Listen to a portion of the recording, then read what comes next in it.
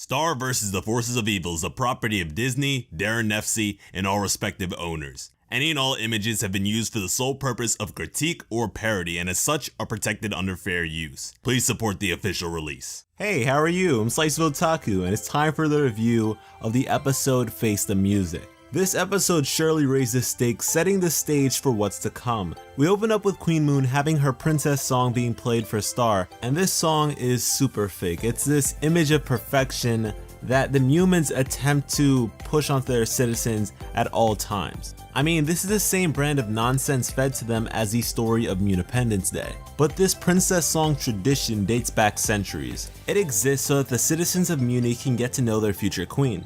And Star flat out hates this tradition. She doesn't want to be perceived as this perfect princess because that's not what she is.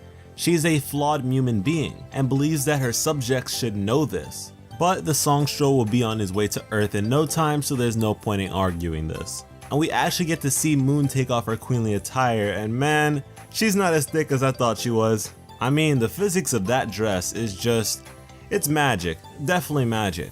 But we do get to see Moon with her hair down and she is super pretty. We need to see more of that. Please strip yourself of the status more often and be real. And Moon is actually embarking on a little adventure on her own, and she doesn't want to bring any guards or anything like that because she wants to keep it as low-key as possible. She doesn't want anybody to know. There are just so many secrets being withheld by the royal family, it's crazy.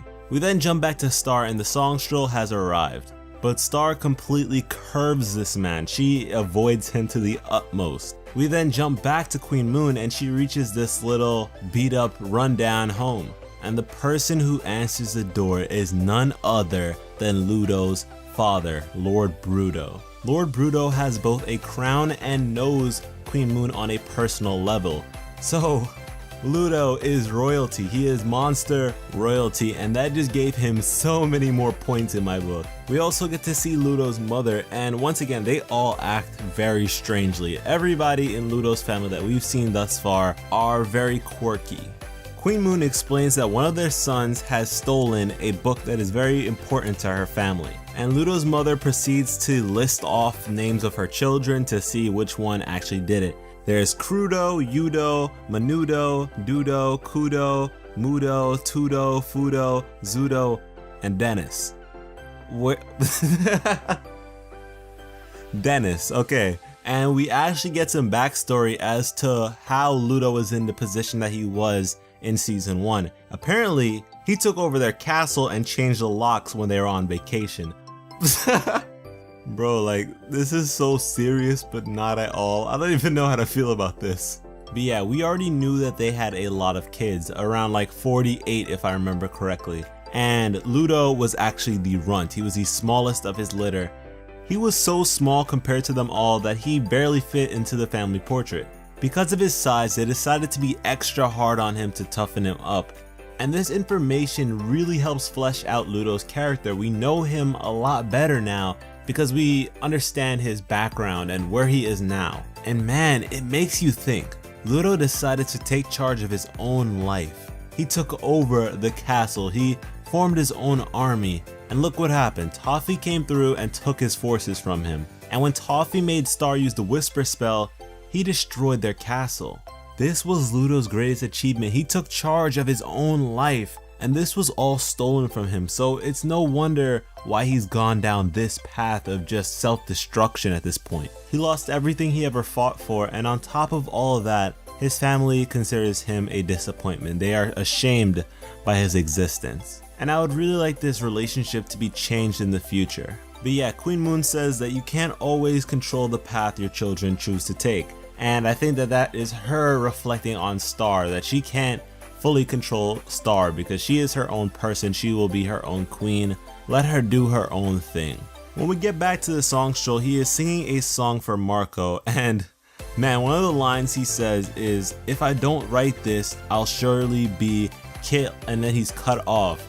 Like, damn, is that really how we do it in Muni? If you don't get the song done, we kill you? Man.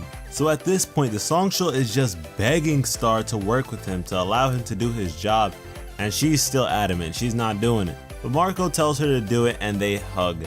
and the songstrel is watching. He is watching fiercely at this hug, and it comes into play later on. Meanwhile, Dennis is stalking Queen Moon in the forest, and Dennis looks like a menace at first, but is a really sweet kid who just wants the best for his big brother, who isn't well. He actually flies Queen Moon over to Ludo's new base, and we can see Ludo using the wand as a ladle. And when Moon notices that this crystal from her family's heirloom is embedded in Ludo's wand, she flips. She's like, we have to retreat, we have to go back.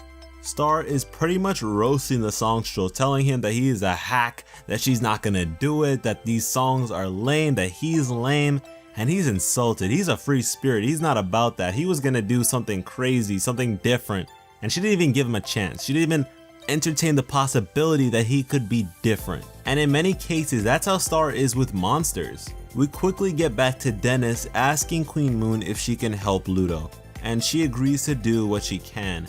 I want to see more from Dennis. I want to see Dennis and Ludo reunited, because Dennis is for sure a good kid, and for him to know exactly where Ludo is means that he's been watching his big brother. He's been worried about him, and I assume that they have a close relationship.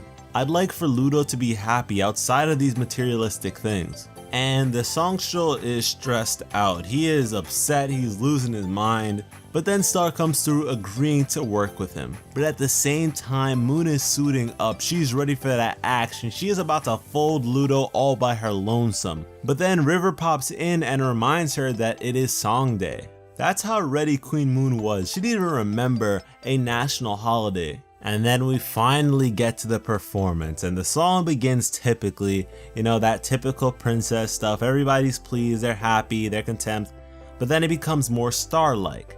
And, you know, it's different, everyone realizes that it's different, but they get used to it, they like it, because Star is a likable person. But then comes the intensity, the darkness. We see green, and you know what green represents by now. And she demonizes Ludo. Ludo is presented to be this big bad threat who's just trying to rob her, who's always in the shadows, lurking behind, trying to just take something from her. And she does not know Ludo. We know Ludo at this point, but she does not know Ludo. And maybe her intention was to tell the truth, but this truth is very biased and comes across as propaganda. This just feeds into the whole fear of monsters. Monsters are straight up evil trope. And then comes what I believe to be the best part of this entire performance in terms of music and contents, the shaming of the royal family. Man, when that man hit that note, woo, he killed it.